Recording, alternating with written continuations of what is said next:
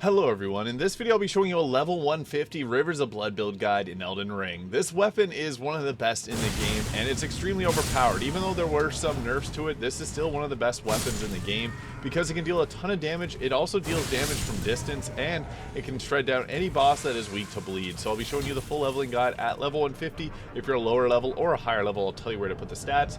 So with this, we have at level 50 vigor, 30 mind, as we want to use the corpse piler as much as possible. 28 endurance allows us to use the nagakiba as well, although if you want to go Yuji Katana you only need 26 endurance, and we got 18 strength to be able to equip the nagakiba, but again, if you got the Yuji Katana you just need 12 strength.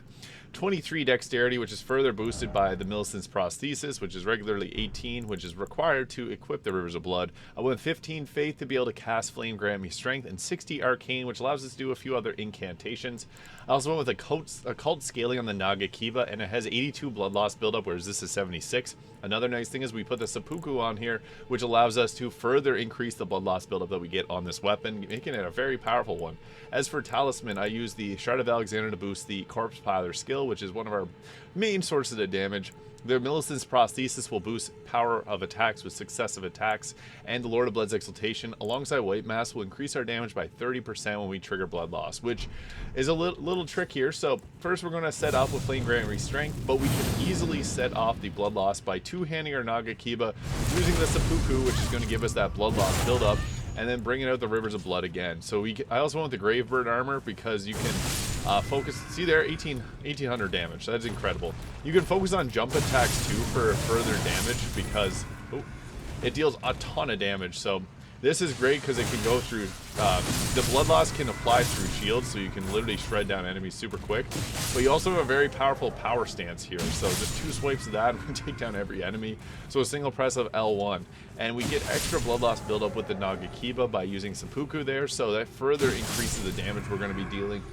However, if you want to go with a little bit of something different, you can put frostbite on the nagakiba and also use like frostbite grease by two-handing it, or even just use the chilling mist ash of war. So there's a few different options for the nagakiba there. Chilling mist will give you ice damage, but it does lower the damage a bit because we have to go with the cold scaling there. It still has a bit of blood loss build up. You can even go with the quality, but it's best to go with either magic or the cold scaling. I would recommend cold if you want to switch that up, just for bosses that may resist fire damage. So again, the regular way of setting up will be doing our Flame Grant Me Strength. You can even use the Swarm of Flies too if you want to set up from a bit of a distance, because that's going to trigger blood loss really quickly.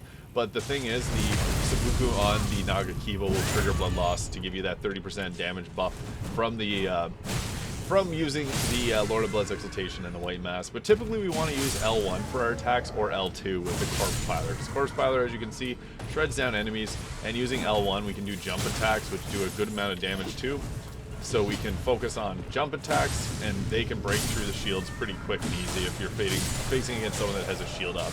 But jump attacks are your best friend for the posture break that they provide, but also since they're a good source of damage once you're out of FP. I went with 30 FP, which is enough to be able to trigger blood loss quite a bit on the enemy, so you can go with 4 cerulean flasks. As for the wondrous physic, I like to use the Fire Shrouding Crack tier. I'll show you what I got equipped here, and the Opaline Bubble tier, which will negate the next attack, so you can use that and spam Corpse Piler and you'll survive another hit. That's a pretty good one. But Stone Barb Crack tier to increase posture damage is also a great choice.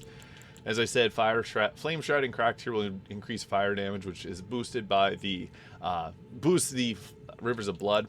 And Blood Sucking Crack tier, if you got the DLC, increases the amount of damage we deal at the cost of FP, or the cost of HP. So I like the Opaline Bubble tier, and any combination of those there.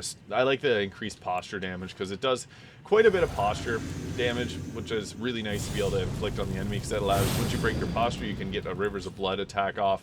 And then on top of that, you can also go ahead and do the critical attack. So you always want to be doing this to get yourself that extra boosted damage. So 1800 damage, which is just crazy.